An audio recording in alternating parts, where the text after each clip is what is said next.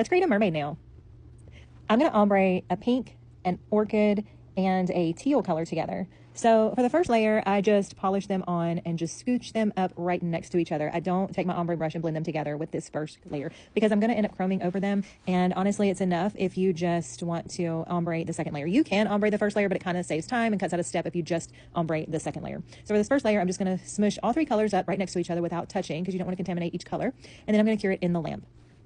Now for this second coat, this is the one I am going to ombre together. So you want to be sure you don't get your colors too thick because you want them to cure properly and evenly. You don't want it to be all, lumpy, but you definitely want to have enough on there so that they ombre together seamlessly and really well.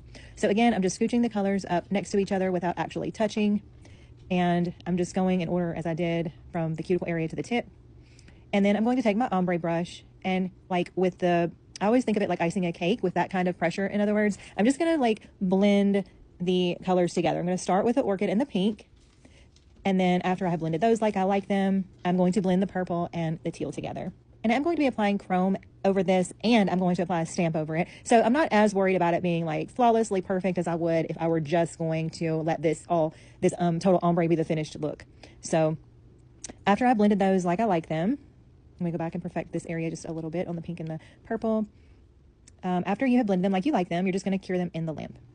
And you can kind of tell it's not totally even, but we're going to even it out with the top coat. So no worries there. Again, we've got other layers we're going to go in with on this nail. So it's okay if some of these first layers are not flawless. So I'm going to go in with my metallic top coat from Wildflowers and I'm going to give it a nice coat. And then after I've coated the nail, I'm going to flip it upside down because this is the coat that I'm going to chrome. Then I'm going to cure it in the lamp.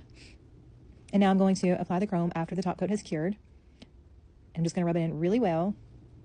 I'm just going to give it such a pretty chromey shine. I love that because this is our mermaid nail. So we've got to have chrome, right? Have to have chrome for mermaid nails for sure.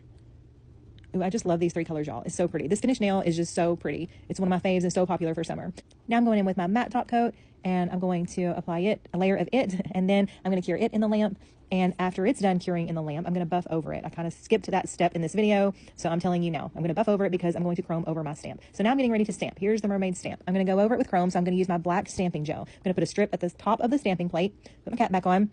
I'm going to take my card, and I'm not going to lick it, as in I don't want my card to bend. I'm just going to take it at a 45-degree angle, swipe it down once with pressure. Then I'm going to go ahead and wipe my card off because we all know stamping can get super messy super quickly. I'm going to go in with my super sticky stamper and roll it intentionally and slowly to pick up the design, and it picked up perfectly. Go ahead and clean up your stamping plate because, again, things can get messy in a hurry.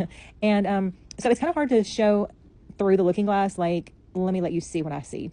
But with the glare and everything, it's hard to stamp under camera and get it, all lined up perfectly and all that. So you want to be sure that your looking glass always stays clear, so try not to touch your looking glass or the sides of your stamper with acetone. Try to clean it just on the top with acetone if you need to, or just use alcohol. So you just line it up with the nail. You're going to press straight down. Don't lose contact with the nail, but rock it from right, slowly to the right, and then a little bit to the left is what I do, and then I just rock it towards the front and pull it off. It's just kind of like something you got to get a feel for if you're new to stamping. Believe me, when I first started stamping, I wanted to throw everything across the room because I was like, this is not easy, y'all. I was so frustrated. Okay, so now that the design is transferred perfectly, I'm going to literally zap it in the lamp for 2 seconds, not long at all. Boom, boom. That's it.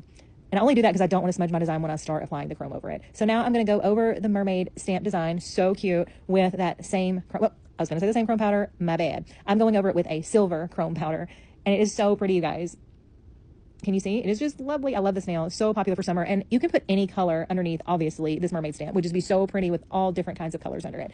So just make sure you have everything covered really well with your chrome. Make sure you haven't missed any spots because that painting gel was black.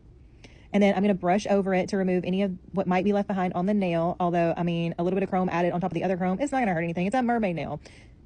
All right, and now that I have that done, I'm going to pop it in the lamp so I can cure that stamping gel fully. I'm going to go ahead and clean up my super sticky stamper while it's in there with alcohol. Again, be careful not to touch the sides of your stamper or the end of your stamper, the looking glass part. Never touch it with acetone because you'll ruin it. All right, it's fully cured, and now I'm going to give it its final top coat. I'm going to use my Wildflowers top coat. It is super shiny. It lasts forever. It is beautiful, and it holds up really, really well. So just be sure you cover the nail completely with a nice, juicy layer of top coat gel. And when you're finished, it does help sometimes to flip the nail upside down, just in case there's any unevenness, but this nail is pretty smooth, as you can see. But it still never hurts after you've applied your top coat to flip it upside down for a few seconds. Make sure your nail is smooth and you get that perfect light line. Go ahead and clean up while that's curing in the lamp so you don't have as much to do when it's finished drying. And here's the finished nail. So pretty, right? Let me know in the comments if you try this nail. I want to know. Thanks for watching.